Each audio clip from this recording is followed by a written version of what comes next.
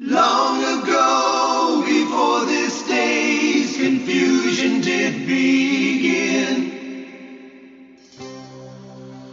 throughout the stars did we go wandering.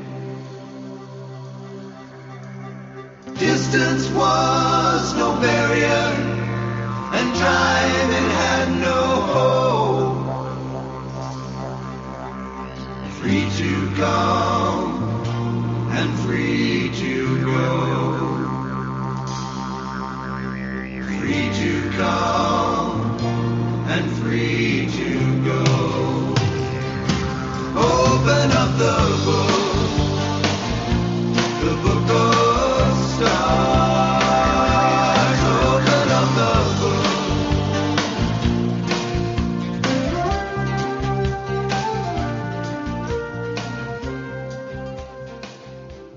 Hello, everyone, and welcome to Karmic Evolution's Astrologically Speaking podcast.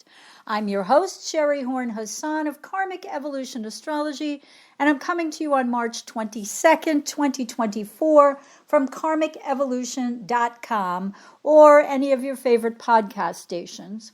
Now, before we get into this week's astro news you can use, my usual quick reminder that this show aims to bring you the truth about astrology and your soul's karmic evolution, and to tell you that a new show drops every Friday at 11 a.m. Pacific and 2 p.m. Eastern, again at karmicevolution.com and on most major podcast platforms.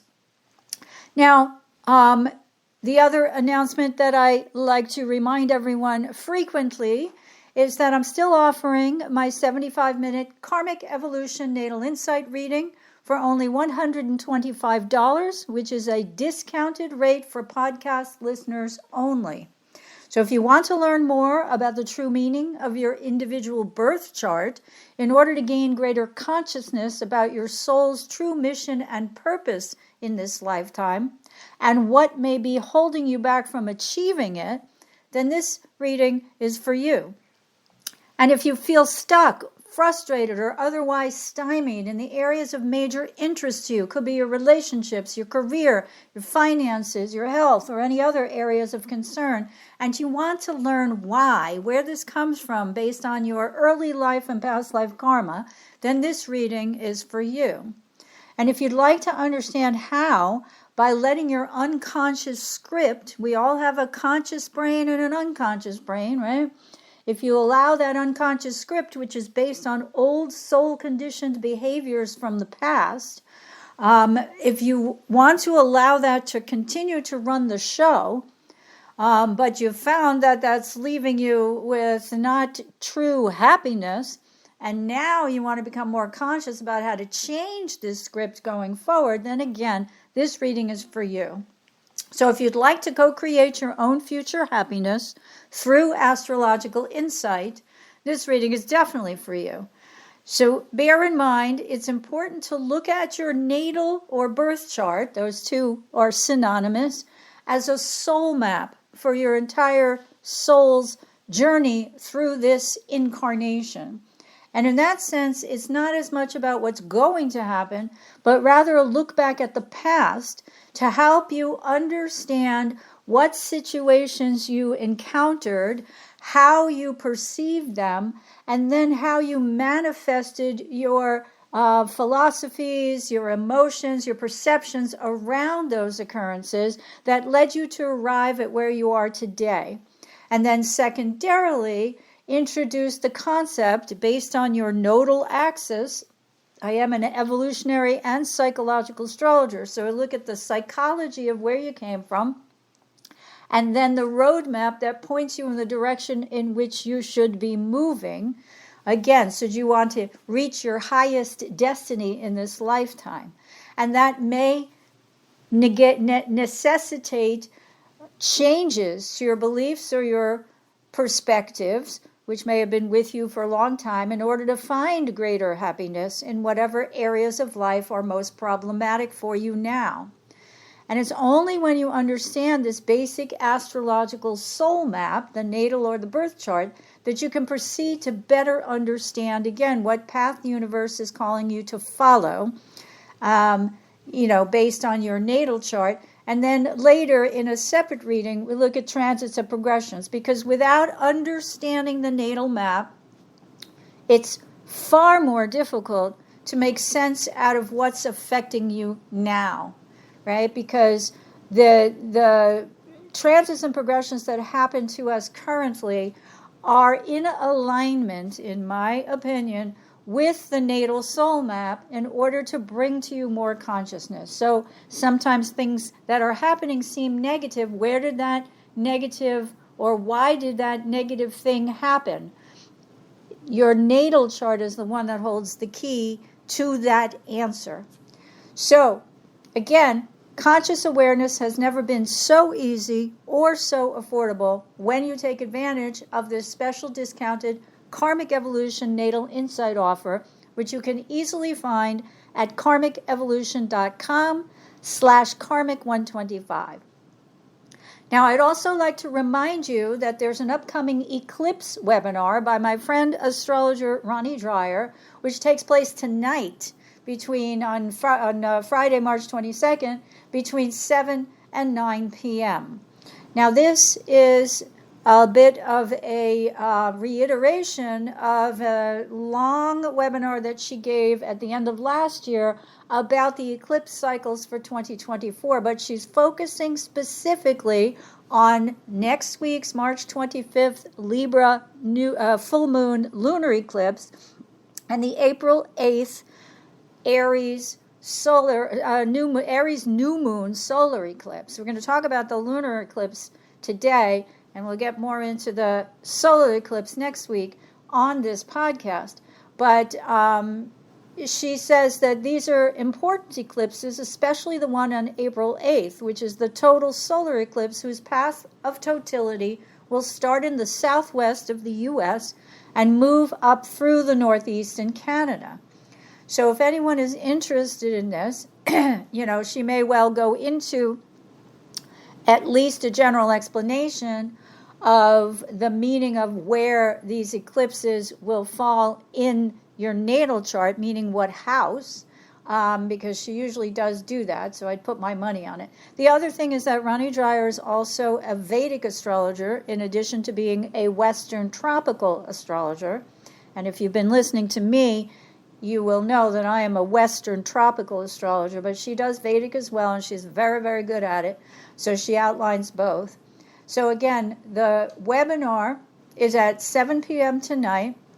If you register before then, it's a 2-hour webinar. It will include time for Q&A, and the price now, because the early bird special has expired, is $50. You can register at ronniedreyer.com/schedule. Again, that's Ronnie, RONNIE, Dreyer, DREYER.com/schedule. So I highly recommend it. I believe I use a lot of her teachings about the eclipses and will continue to do so. And this particular eclipse, which I'll talk about in a little while, is going to continue to manifest until the transiting nodes hit 5 Libra, the sensitized degree of the March 25th Libra full moon lunar eclipse. So, we'll get more into that in a few. But now, let's get into this week's astro news you can use. First, let's look back. As many of you know, that's my usual MO. And to figure out or discern that we're once again approaching a full moon, as I said, this coming week on March 25th, and the full moon represents the waxing height of the last new moon, which was the Pisces new moon on March 10th. So if we look back a bit further before moving ahead, we might remember that the last monthly lunar cycle, the one before the Pisces new moon on March 10th, started on February 9th with the Aquarius new moon, which at that time was square to its modern ruler Uranus, indicating that a sudden change of perspective was forthcoming in the future. Now, I've spoken about that before, and you can go back and listen to my past podcast about that lunation, and probably the one after talking about its how it manifested. However, my point right now is to illustrate how these monthly lunar cycles don't stand alone. It's a little bit of a source of disgruntlement to me, how, online and social media and newsletters and stuff like that, the astrologers put out these cycles as though they're one and done, and they don't have any connection to this last lunar cycle. It's sort of very short-sighted to a ninth house sun like me, who likes to look at the overall big picture and pick up the thematic themes, for lack of a better way to put it, that give us greater insight into the overall picture and the overall meaning. So again, these cycles, on these monthly lunar cycles, are part of an overall larger cycles pattern, and especially as those patterns relate to the energies of the collective. Because again, it's through the collective that we can pick up these themes, the symbolism that emerges from it through things that happen within the collective, both positive and negative, both joyous and sad. And then we can filter them down to our personal lives to see whether there is greater meaning in them. I mean, there's always going to be greater meaning in them for all of us, but for some of us more than others, depending on our individual charts, and specifically where these lunations hit in their charts, and particularly the eclipses, right? As we know, eclipses are going to have a farther reaching effect. Okay, more on that in a few. So while February 9th, Aquarius new moon, which may seem like eons ago, brought us the opportunity to plant seeds that would lead to a new set of ideological ideas and beliefs by effecting changes to our old ones, it was clear that the Virgo full moon, which followed on February 24th, the culmination of that monthly cycle, right, before it started to wane in the last 2 weeks, was going to bring us the opportunity to discern the difference between what we thought back then and what we think now, based on new information that's come to light since. Now, further,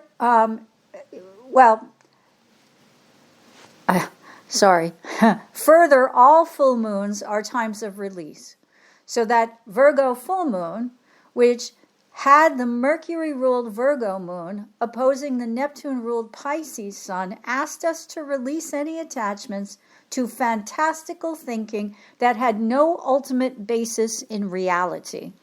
It was this lunation on February 24th that revealed to us that not everything we previously believed to be true was verifiably real, and this lunation then asked us to release anything that's no longer or never was, anything that we believed was previously but is no longer factually true, and replace these old beliefs with those that incorporate into them rational, logical analysis, which is exactly what Virgo is particularly good at, since it's what I call the just the facts, ma'am, kind of archetypal energy. And next, on March 10th, when a new monthly lunar cycle began in Pisces, we were tasked with planting seeds of greater empathy, compassion, and forgiveness for our fellow brothers and sisters. And this means this new moon lunation called us to better understand that but for the grace of God go I, as it asked us to apply that kind of compassionate understanding and reasoning that we are all one under the skin. We apply that to everyone, to immigrants, to both Israelis and Palestinians, or any other warring factions, to both rich and poor, to sick and healthy, etc. This doesn't mean that forgiveness is automatic. Rather, this Pisces new moon signaled that we might all try harder to walk a mile in another's shoes before judging him or her. That's all. Now remember, archetypal Neptune-ruled Pisces is represented by two fish yoked together but swimming in opposite directions. One outward toward life, the other back to the safety and security of the womb. As Liz Green would describe it, the womb is where we lack nothing, we want for nothing. We're in this blissful, liminal, euphoric state because we don't have to deal with the outside world. We don't have to deal with the realities of the world. And the symbol of Pisces, the two fish yoked together but swimming in opposite directions, is the eternal Piscean archetypal dilemma: to live life out in the world or to seek to escape from the emotional harshness and pain that emotional harshness can cause based on life's realities. Now, the first quarter waxing square of this Pisces new moon month's lunar cycle saw the Gemini moon square the Pisces sun on March 16th and 17th, depending on your time zone, and invited us to push through the superficiality of false narratives and propagandist information in order to divine spiritual truth, which is really what Neptune-ruled Pisces is all about. Now, the lunar cycle's waxing still as we head for the March 25th Libra Full Moon Lunar Eclipse portion of the lunar cycle, again, which began on March 10th at the Pisces new moon. And I find that it's quite interesting that this particular lunation, because it's going to have the Libra moon opposing the Aries sun, will remind us that the energies of independence and partnerships, which the Aries sun likes to illustrate, need to be integrated if relationships are to operate or function in harmoniously peaceful ways in the future. So, it's rather interesting also to note as well that the sun ingressed into Aries, the archetypal sign of the independent-minded, proactive warrior. But I remind you that the highest and best use and mission of Aries or Mars-Aries energy is to defend and protect those weaker and less able to defend themselves.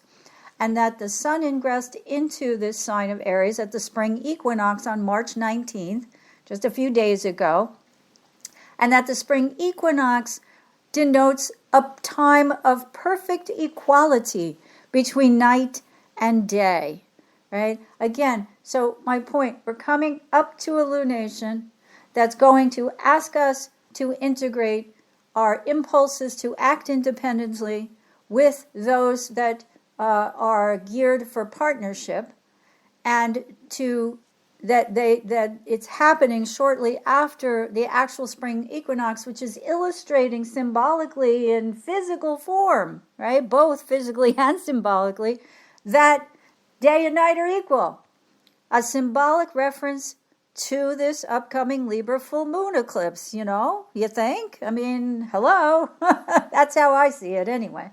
So just after the first quarter waxing square of that Gemini moon to the Pisces sun on the aforementioned dates of March 16th and 17th, asked us to apply effort.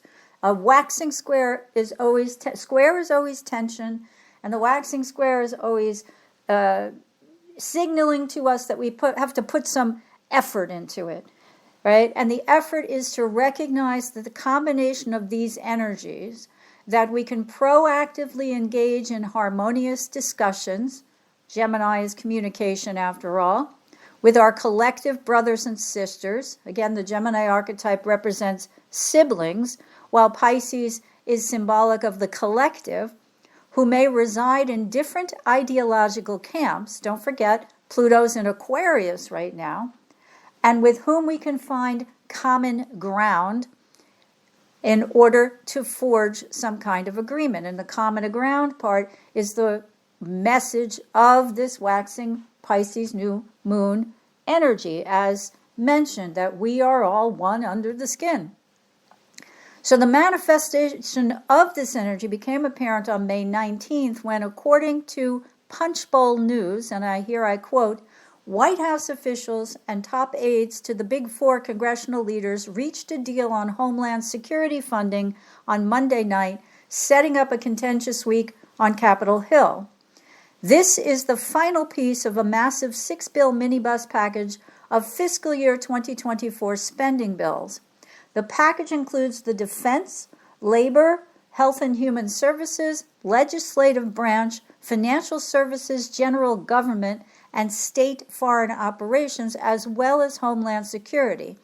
In total, it's about 3/4 of federal discretionary spending, and funding for these bills ends at midnight on Friday, March 22nd. And on March 21st, following the March 20th Mercury wounded healer Chiron conjunction in Aries, all the sticking points over this budget legislation were hammered out. Again, according to Punchbowl News, quote, "This is an actual compromise. Republicans and Democrats both got some wins. Democrats are touting 12,000 special immigrant visas for Afghanis who helped the United States during the long war in that embattled country, as well as more money for child care. They blocked nearly every Republican poison pill across the 6 bills. Republicans are crowing about saving gas stoves, increasing the number of ICE detention beds, more Border Patrol agents, cuts to foreign aid, and preventing the State Department from flying non-sanctioned flags at U.S. diplomatic compounds," end quote.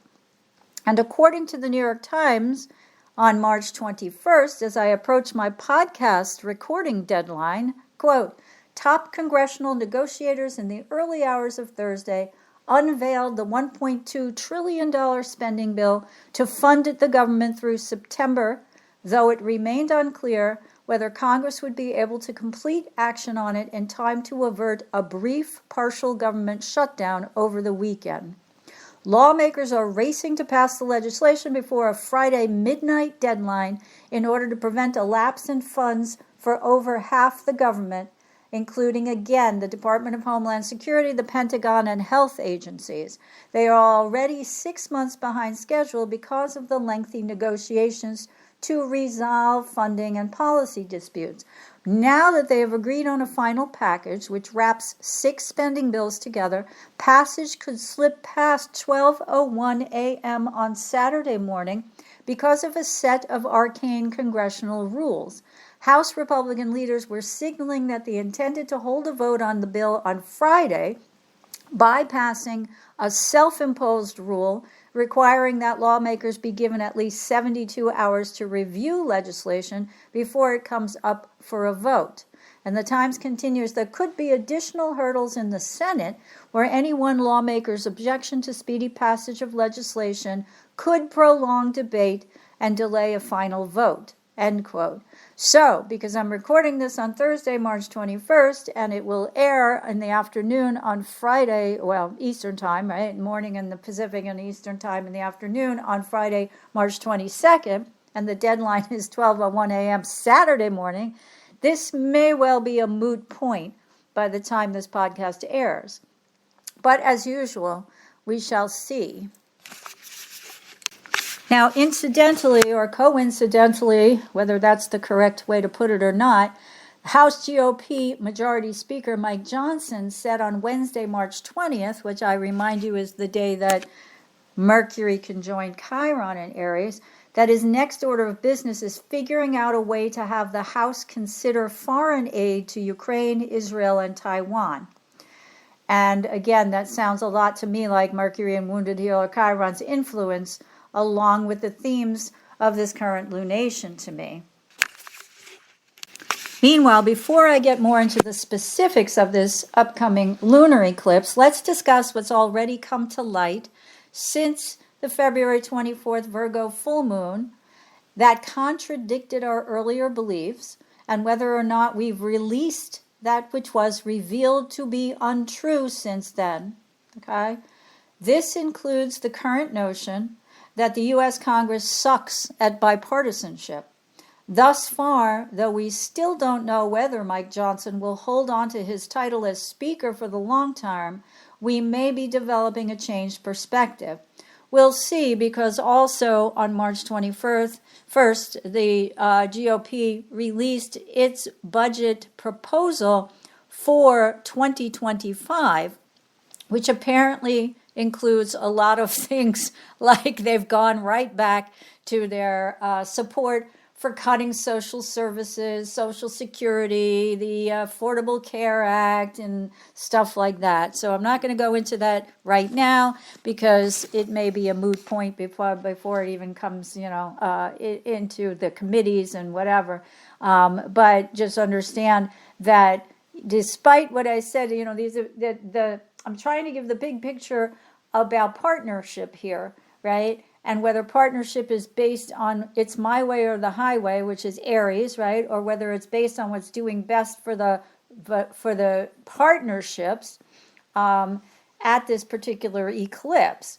But I want to go back to just the things that have become major realizations since February 24th. And one of the major ones is that Donald Trump is, in actual fact, not a successful billionaire businessman. And a large part of the public's perception of him is what catapulted him into the presidency in the first place in November 2016. Now, since March 8th, when he posted a $96.1 million bond in the E. Jean Carroll case, a condition he had to meet in order to be able to appeal this jury's verdict that he both sexually abused and defamed Carroll, his lawyers have made it clear this past week that during the waxing part of this month's lunar cycle that he cannot come up with the $454 million bond ordered by Judge Engoron in the New York State Attorney General Letitia James case, the verdict of which was that his company, the Trump Organization, committed financial fraud for years, thus cheating New York State taxpayers, banks, etc.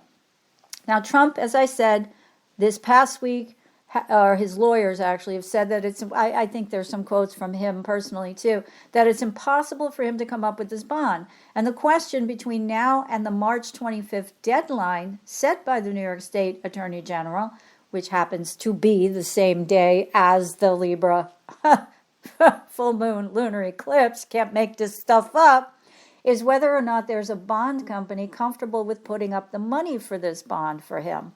The issue is that most of his investments are in non-liquid assets such as real estate buildings, and most bond insurers do not take real estate as collateral for their loans. And in Trump's case, since he's been adjudicated to having committed financial fraud, they will demand he has the collateral to back up the loan, meaning that he has access to cash should he lose his appeal. So in other words, the bond that's put up goes into escrow. He files his appeal. The appeal works its way through the courts. We get a judgment. And if he loses, he then has to come up with the cash that was securing the bond. But again, we'll know by March 25th, which is this Monday, whether he has to post the bond or not.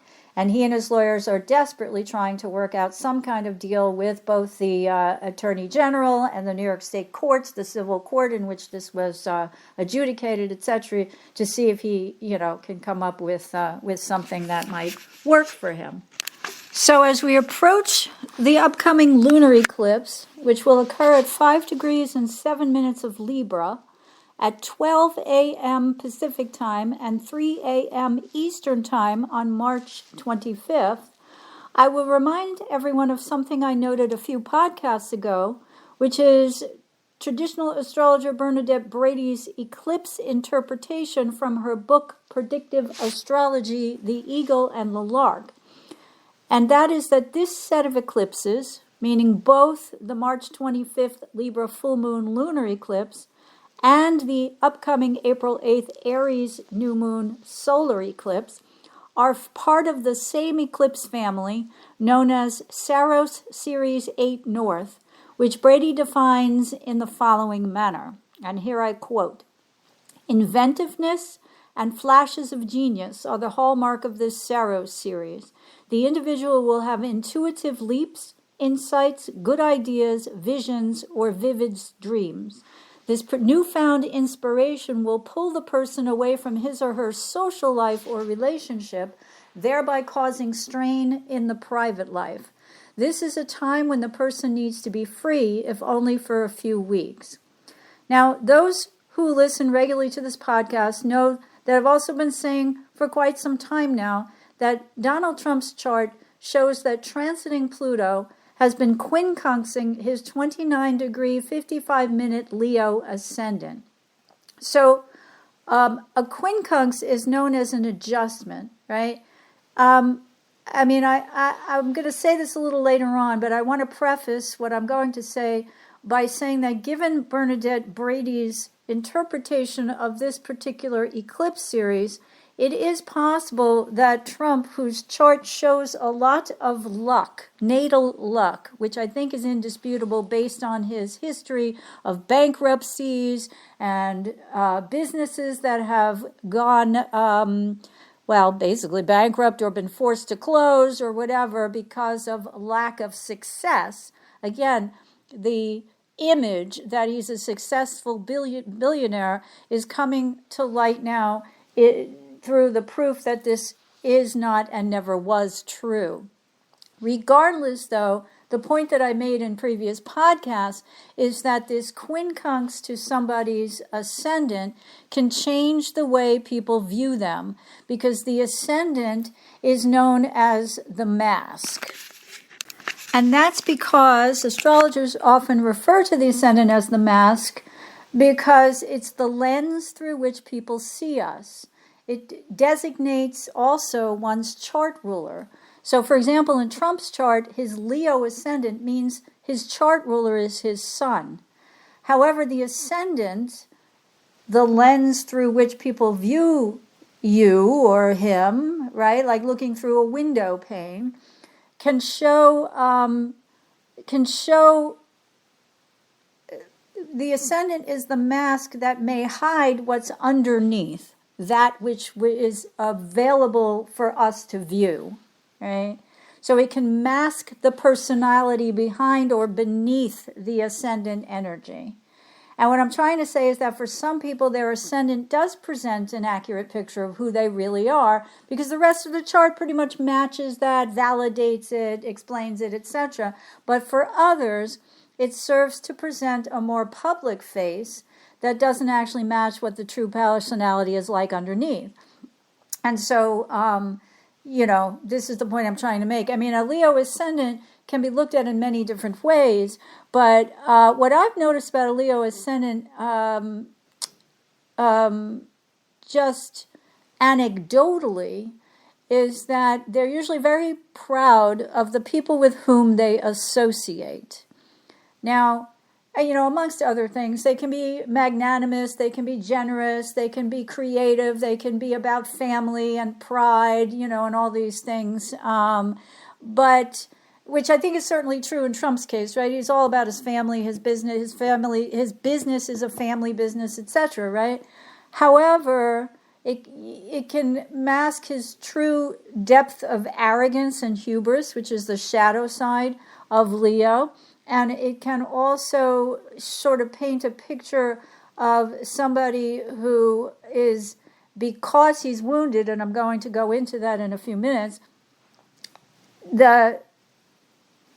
he's wounded in the area of partnership and justice and fairness and all that kind of stuff. He is not that generous and not that magnanimous. And I think any of us who followed him for any length of time now know that this is not, exactly who, he is. So given that Trump's sun rules his chart and that his sun is in Gemini in his 10th house, but also conjunct his Gemini North Node and Uranus in Gemini, what the public did not know before, but has discovered quite clearly during his term as president, is how superficially ignorant and given to sudden impulses he is. I mean, there are many, or I should say plenty of stories that depict Trump as talking to a whole bunch of people to get their opinions, which is something that a Gemini might do, right? Gemini sign. But then going with the last person he spoke with, going with the opinion of that last person. And that's where some of the superficiality comes in. It's like we listen to this one, but what he remembers is the last one. It's kind of like when you are asked to memorize a list of words, which of course he did in his cognitive test. but the only one you can remember is the last one or two, because you've forgotten the other ones. That's the kind of thing I'm talking about. So, there's this whole thing about his reputation having been built not only on his acumen as a real estate developer in the 60s, late 70s, 80s, 90s, etc., as a wealthy casino owner through also the 80s and the 90s until he was forced into bankruptcy, etc. But none of what was underneath this Leo mask, because the mask was Leo is royalty, Leo is successful, and on top of that he has Regulus very tightly conjunct his ascendant, which I'll go into in a minute as well, is that none of that was really revealed, the seamy underside, during his celebrity status as the star of the reality TV show The Apprentice, which is what really put him squarely in the public eye during the years it aired, and expanded his influence beyond that of being what he projected as a successful New York real estate developer and the man behind The Art of the Deal, the book written about his supposed business acumen, right? And a quick Google search can reveal that The Art of the Deal is a 1987 book credited to Donald Trump and journalist Tony Schwartz, at part memoir and part business advice book.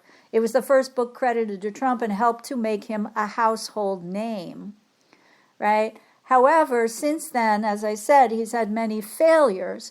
So let's go back for a minute to the Pluto transit, which is currently quincunxing. As I mentioned, I want to give you a better picture of that because I think it's really pretty interesting. So as I said, Pluto's been transiting Pluto, which moves slowly, has been quincunxing.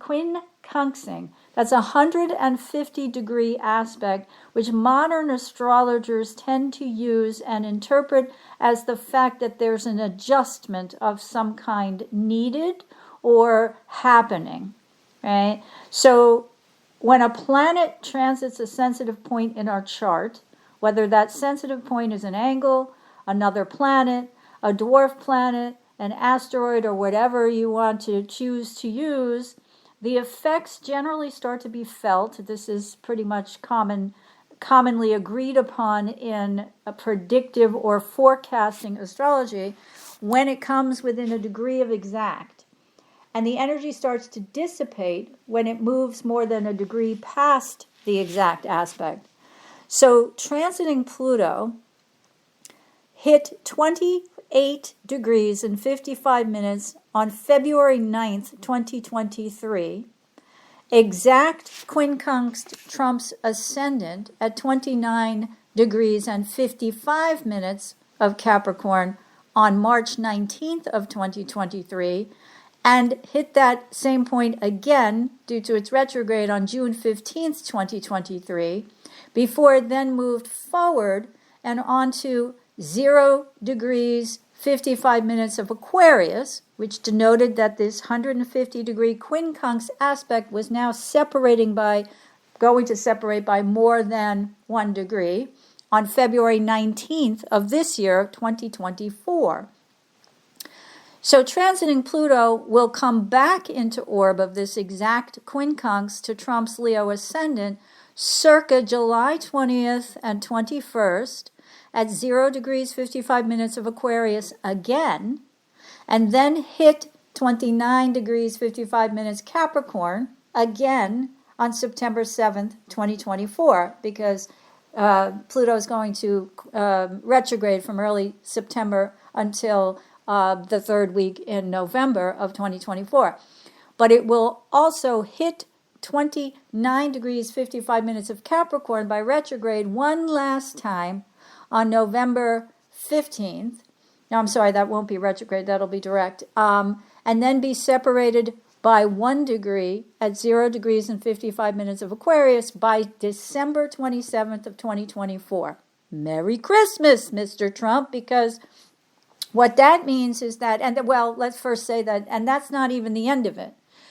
transiting Pluto will go on to hit again the degree separating from the quincunx from his natal Leo ascendant at 0 degrees 55 minutes Aquarius in late January 2025, again in late August 2025, and for the final time before moving out of orb for good in early December of 2025.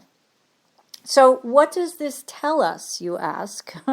Well, the slow movement of this Pluto transit, and again, Pluto is, after all, the slowest moving planet and takes approximately 248 years to get back to its natal position, and so far none of us have managed to live that long, combined with its reputation for transformation or transformative evolution in our lives, if we're looking at it from both a societal and an esoteric point of view, there's an adjustment, as I said, being made, because that's the nature of what a quincunx aspect is about, an adjustment to how people view him.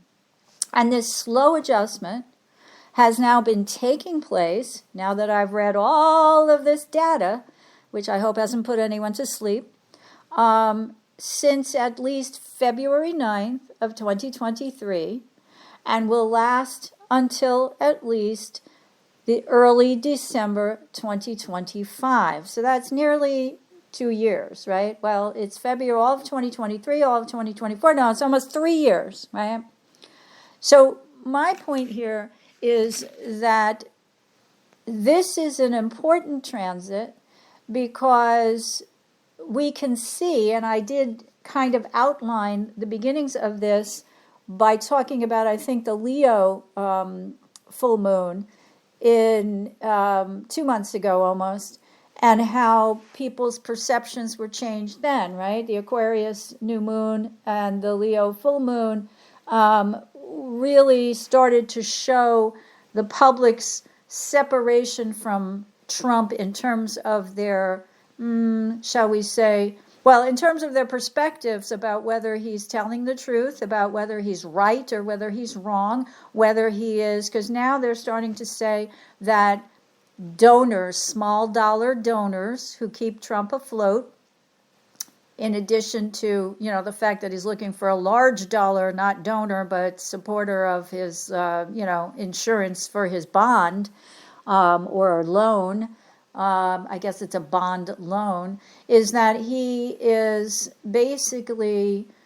they are basically getting tired of listening to the same pitches and supporting him with their same $50, $100, $25 donations or whatever. Now, let's not forget, too, that I mentioned the royal star Regulus sits on Trump's Leo ascendant, meaning that Regulus was very close to that degree at his birth, and that Regulus, for those who are unfamiliar, is one of the family of 4 royal stars of Persia. Now, these 4 stars include Aldebaran, Regulus, Antares, and I'm not sure how to pronounce it, but Fomalhaut, Fomalhaut. Some of you may know better than me how to pronounce it. And that these were regarded as the guardians of the sky during the time of the Persian Empire between 550 and 330 BCE in the area of then Iran. So Regulus is the heart of the constellation of Leo, the lion, and one of the most fortunate stars in the heavens, according to the ancients. Referred to as the royal star, it often portends glory, riches, and power to all who are born under its influence, according to Proclus, the Persian astrologer who lived from 412 to 485 BCE. So it denotes a royal-like nativity for those born with it prominent in their astrological chart.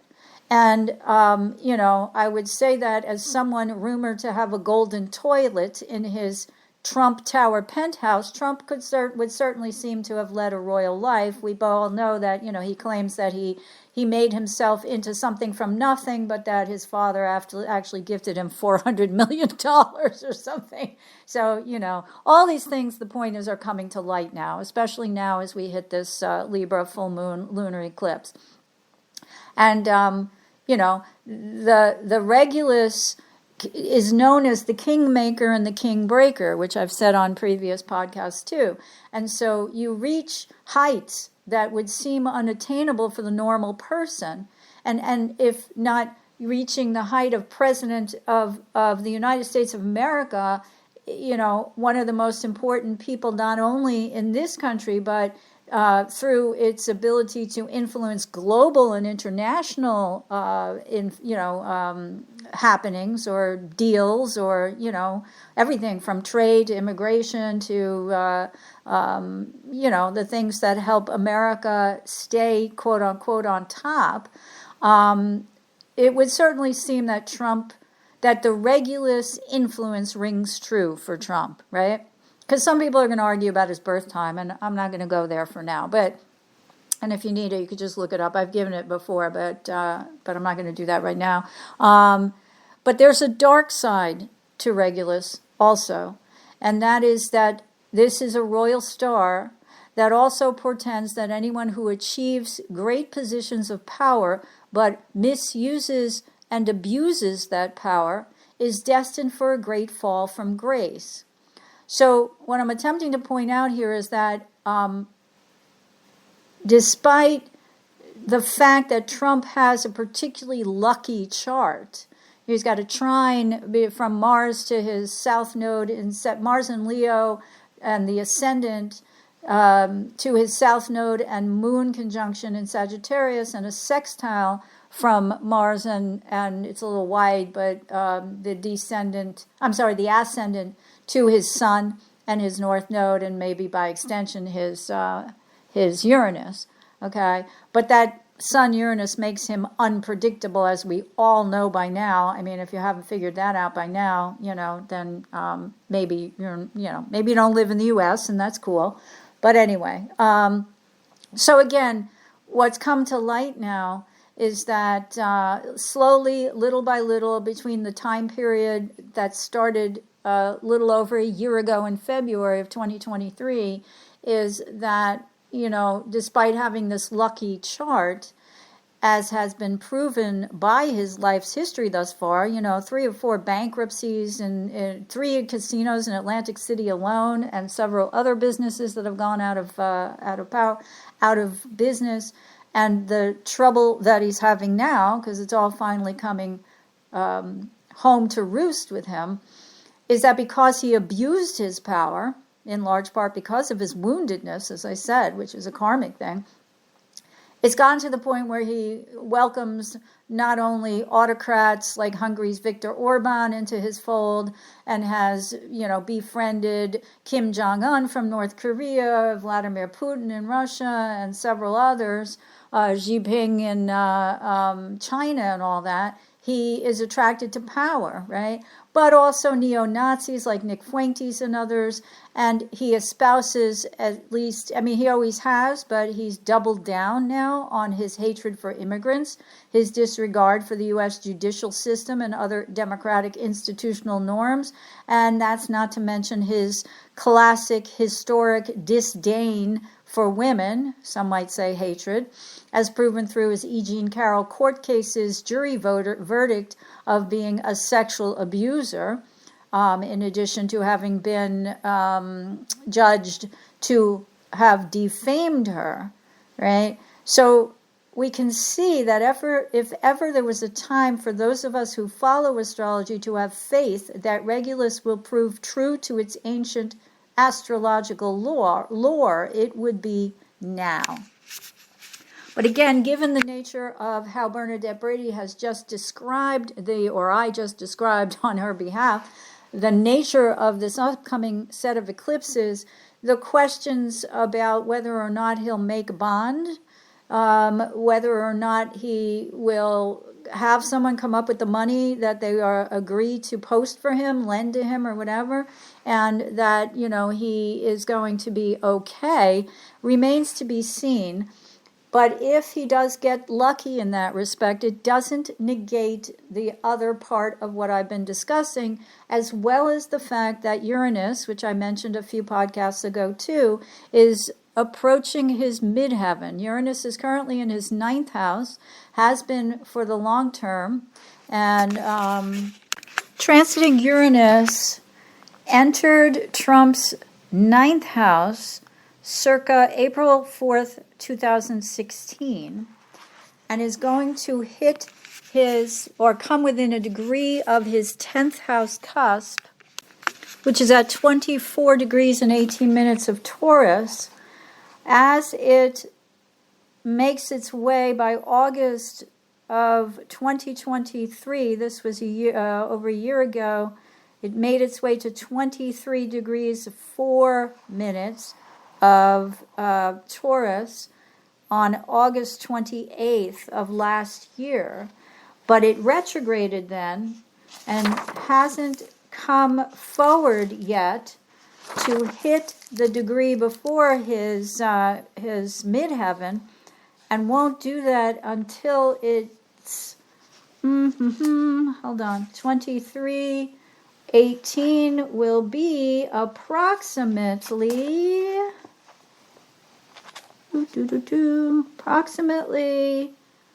May 16th of this year. So that means, I'm sorry, that's 2018. So that's somewhere, it's a couple days later, May 16th, 17th, 18th, somewhere in there. It's hard to tell. I have to roll the chart. But it will go forward to hit his midheaven exact at 2418 on June 3rd of 2024. Now, as far as I know, though I didn't double check, that's close to the Republican convention, isn't it? Anyway, my point is to say that Uranus will then retrograde back and forth, and that will go on through 2025, through early 2025. Don't have the exact dates in front of me, but we'll be talking about that at a later date. So what's changing is the public's perception of, because now we're talking about his reputation, change to his reputation. Okay, here's from my favorite astrologer, Rob Hand, from Planets in Transit. When Uranus conjoins your midheaven. So I just gave you the date from when that will come within a degree of that. And it's going to last, my point is, past the November 5th U.S. presidential election.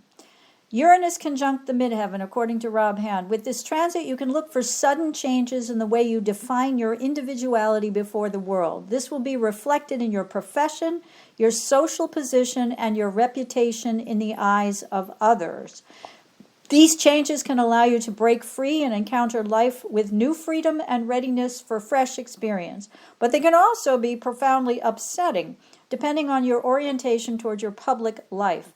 If your public and professional life is a source of achievement and satisfaction, it is unlikely to be damaged by this transit, only broadened and made more challenging. But if there is tension in your public life, you think, and you feel that you have had to surrender your individuality for your achievements, this transit may be more upsetting. So much has to be cleared away in order to release you from the limitations that are blocking a fuller, more profound experience in life. And he says that,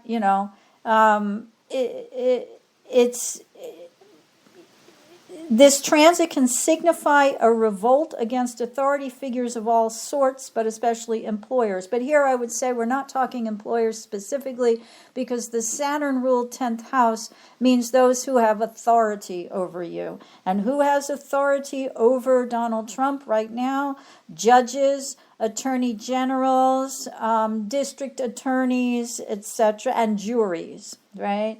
So I'm still banking on the fact that over this period of time, we are going to see him, I guess, have a downfall from grace, which is consistent with what I said about the quincunx by Pluto to the ascendant and to Regulus. Because Regulus there, I'll be looking for more Regulus, see if there are more Regulus transits that are happening as we go along. But the only other thing I wanted to point out, especially with where we're at in the waning portion of this Pisces new moon lunar cycle, and we're waxing into the Libra new moon lunar eclipse, is, there's two things. One is that this eclipse is going to trigger It's at 5 Libra, which is exactly the degree of Trump's natal second house Neptune, which is opposed to his, opposed to his natal 8th house Aries, the goddess, dwarf planet goddess of chaos and discord in his 8th house. Remember, that's finances, other people's money, and joint resources.